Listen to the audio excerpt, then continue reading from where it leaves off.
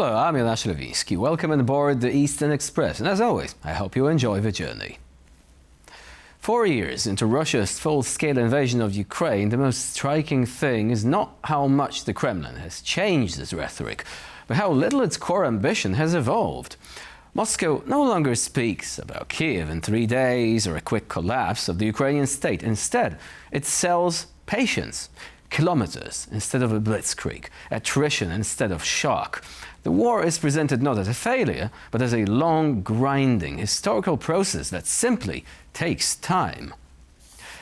And as 2026 has well begun, Vladimir Putin is sending a very clear message to both Ukrainians and the West. Russia is not looking for an exit. While Moscow performs diplomatic gestures and rehearses peace rhetoric, the Kremlin is preparing for another year of war.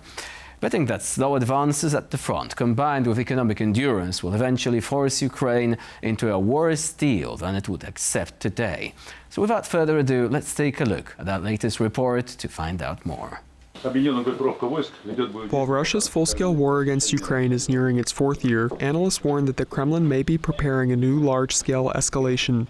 While peace talks over Ukraine continue to drag on for the foreseeable future, Russia may push to capture as much Ukrainian territory as possible to use as a bargaining chip in negotiations with the West. Analysts say that Russia is likely to launch new offensives in the Sumy and Kharkiv regions, much of which Ukraine was able to liberate following Russia's initial 2022 offensive. The goal in this case is to push the northern front line deeper into Ukraine and create a controlled buffer zone along the legal Russian-Ukrainian border. Russia is also adopting a new strategy on its eastern front line. In the Donetsk region, Russian forces have begun implementing flank maneuvers on the cities of Slovyansk and Kramatorsk, pushing to encircle them. Ukraine's Zaporizhzhia region is also of central importance to the Kremlin, particularly its nuclear power plant, which Russia has maintained it wants full control of. In turn, the Kremlin has increased offensive operations targeting the region's key logistics hubs. Yet critics note that the Russian advance in occupied regions is markedly slow. Russia has demanded Ukraine withdraw entirely from 4 frontline regions, Donetsk, Luhansk, Zaporizhzhia, and Kherson, as a condition for a potential peace settlement. However, at its current rate of advance, it would take an additional 1,190 days for Russia to fully capture these regions. While Russia pushes forward into Ukraine, seeking to gain bargaining power, Moscow might have to wait longer and fight harder than expected to accomplish its territorial ambitions, which will surely increase the loss of life and equipment. And now we're zoning in on the east-splaining portion of our show. With new Russian pushes on the northern and eastern front lines in Ukraine, where can we expect to see the year's heaviest fighting to take place? Here is a closer look. As 2026 begins, Kostiantynivka is emerging as one of the most contested points along the Eastern Front. Russian forces have been pressing the city from multiple directions, with enemy troops observed along its southern outskirts. Also, artillery strikes and air attacks frequently target this key Ukrainian logistics hub in central Donetsk. The question now is whether Kostiantynivka will define the war in 2026. Russian forces have physically reached Kostiantynivka, with small infantry groups probing its outer edges. What makes Kostiantynivka particularly valuable is its geography. Sitting on an elevated terrain along the Donetsk Ridge, the city offers a superior landscape for drone operations. However, elevation does not guarantee a quick victory. As past urban battles have shown, Russian assaults tend to be slow and costly, regardless of the terrain. Meanwhile, fighting around Pokrovsk and Mirnograd remains tightly linked to the fate of the village Khryshiny. If Russian forces capture it, they can sever Ukraine's ground supply routes. Yet Ukrainian units could continue resupplying by deploying drones to deliver necessary resources, allowing resistance to persist even under partial encirclement. For now, the battle lines remain fluid and far from settled. And now, as always, it's time to take a look at the issue in greater detail. Vladimir Putin's New Year address set the tone. There was no explanation of why this war is still being fought. No clear articulation of achievable political goals, and no definition of victory. Instead, there was faith, responsibility, and the familiar language of historical destiny. This ambiguity is not a weakness of the Kremlin's messaging, you see. On the contrary, the less specific the objective, the easier it is to keep fighting indefinitely. Formally, Moscow continues to signal openness to negotiations. Russian officials host foreign delegations. Putin maintains direct contact with Donald Trump, and Kremlin-linked voices speak about realistic compromises. But this diplomatic theater collapses the moment Putin speaks about the Donbass and so-called Novorossiya as territories that Russia will take by military or other means. Negotiations in this framework are not about peace, but about buying time. Inside the Kremlin, there is growing confidence that 2026 can be used to improve Russia's military position. Russia continues to trade people for territory. Every captured village is framed as proof that time is on Moscow's side. Putin is likely being presented with an exaggerated picture of success. The expectation circulating in Moscow is that further pressure could allow Russian forces to reach the administrative borders of the Donetsk Oblast, push into Dnipropetrovsk region, or create operational threats around Kharkiv and the Dnipro River line. Even partial success would allow the Kremlin to claim new, liberated territories and raise its demands in any future talks. This ambition explains why mobilization, while undeclared, continues uninterrupted. Russia avoids announcing a new mass mobilization for political reasons, but recruitment never stops. Economic decline in the regions pushes unemployed workers straight into the army. Despite years of claims that sanctions have failed, the Russian economy is increasingly showing signs of structural stress. Oil revenues no longer provide the cushion they once did. Shadow fleets, rerouted logistics, and discounted exports come with rising costs. For the first time, the state is subsidizing parts of the oil sector instead of being fed by it. What matters here is not an imminent collapse. Russia is a large, inert system capable of absorbing damage for years. But war spending takes precedence over civilian development. Social programs are trimmed. Regional economies hollow out. The longer the war continues, the narrower the Kremlin's room for maneuver becomes. This is the contradiction at the heart of Russia's 2026 strategy. Militarily, Moscow believes time favors it. Economically, time is working against it. The Kremlin is betting that Ukraine and its allies will crack first, before Russia's own internal pressures become unmanageable. Whether that bet pays off depends less on Moscow than on Kiev's partners. And now here to shed more light on the issue is Mark McNamee, co-founder of Ukraine Business News Network. Hello and welcome to Eastern Express. Hi, thanks for having me. So let's make one thing clear. Recent events show that Russia has no real interest in a genuine peace plan, and instead actually has made it clear that it wants to continue the fighting until its objectives are fulfilled.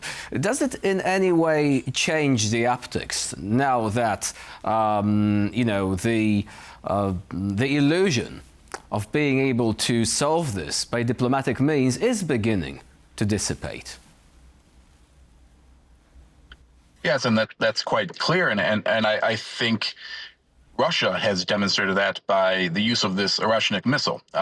If you notice over the course of 2025, the rhetoric around nuclear weapons and the nuclear saber rattling that we had seen consistently at the outset of the war, of course, February of 2022, and then really nearly every single month, 2023, 2024, there's a clear pattern that Russia kept wielding this nuclear weapon threat in order to continue to obviously scare the West and try to stop them from supporting Ukraine so strongly. In 2025, Russia actually took a step back during these ceasefire talks with the Trump administration, trying to appear, of course, more interested in peace, not so intimidating, not so threatening, interested in sitting down, negotiating things out, coming to some sort of diplomatic solution to the crisis. Now, of course, we all know that wasn't real or legitimate or credible at any moment, but nonetheless wanted to appear that way throughout 2025. Now that the peace process has not really turned out in the way that Vladimir Putin wanted, he wanted to work through Donald Trump in order to achieve his political objectives in terms of forcing Ukraine subjugation. But since Donald Trump, nor Europe, nor Ukrainians themselves, of course, handed the country to Vladimir Putin, it's now become clear over the last couple of months, but more decisively in the last week to 2 weeks here, that Putin is not going to get what he wants through the negotiating table. So he's going back to power plays. He's going back to the battlefield. He's going back to the nuclear saber rattling, which is how we should interpret the use of the Oreshnik missile in Western, the missile that's capable of carrying a nuclear warhead. And it was noted by the United States. I mean, they noticed that. They expressed some concern over this. Now, if Putin wants to continue, if Putin wants to carry on, isn't he really treading on thin ice here for a variety of reasons? Yes, absolutely. It's getting more dangerous, and this is what dictators do. This is what Putin tends to do: is double down, even if it's going down a bad path. And he's making I believe, what will end up being at some point a fatal error for his regime. He should have taken any of the ceasefire proposals that Donald Trump offered over the course of 2025 and to reject them and insist upon his extreme maximalist demands the entire time. So I think, yes, as you said, now doubling down even further into this war, but now the pressures are going to rise even more dramatically and rapidly. For Russia, in terms of the financial pressure, the economic pressure, the loss of men. And this is now, Russians are going to feel this more decisively. The civilian economy has already been in decline over the course of 2025. That's going to get much more intense. And as these oil prices continue to remain quite low, the impact of sanctions, we're seeing now Russia not only having to deal with global Brent prices, global oil prices being low, but the discount that Russia is selling it now quite extreme. So the losses there are quite dramatic, while the civilian side of the economy is in quite sharp decline and is declining faster and faster.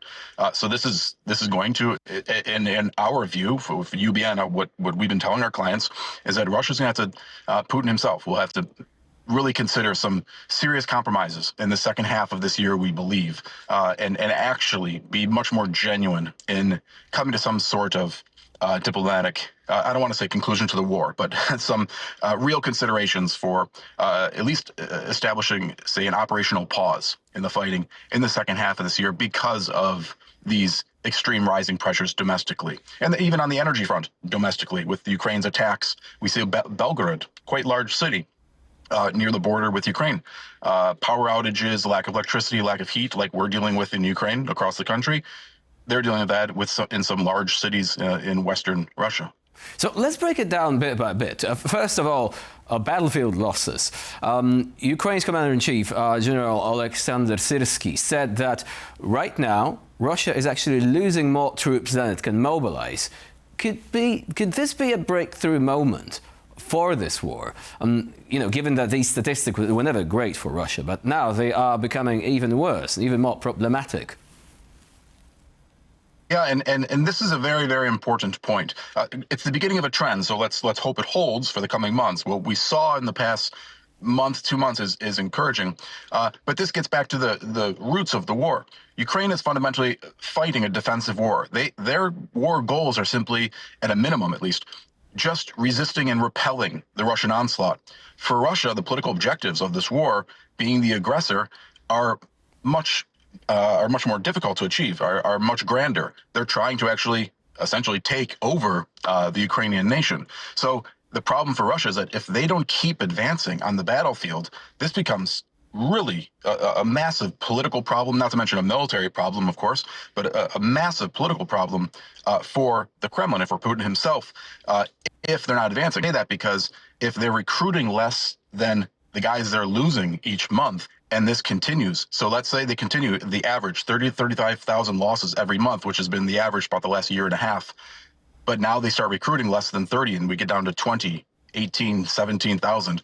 And by the way, your replacements are far, far worse, right, than what you're losing, some experienced combat soldiers. So that creates a situation where Russia may not be advancing anymore, but you're still having extreme losses. And then obviously the sort of carry on indirect effects onto the macroeconomic and financial stability within the country. So this becomes Is there really a risk that massive Russia, problem. if I may, Is there a risk Russia is thinking that it can still outlast Ukraine because it will inflict so much damage to the energy network, it will terrorize civilians so much that at some point the society's determination will break?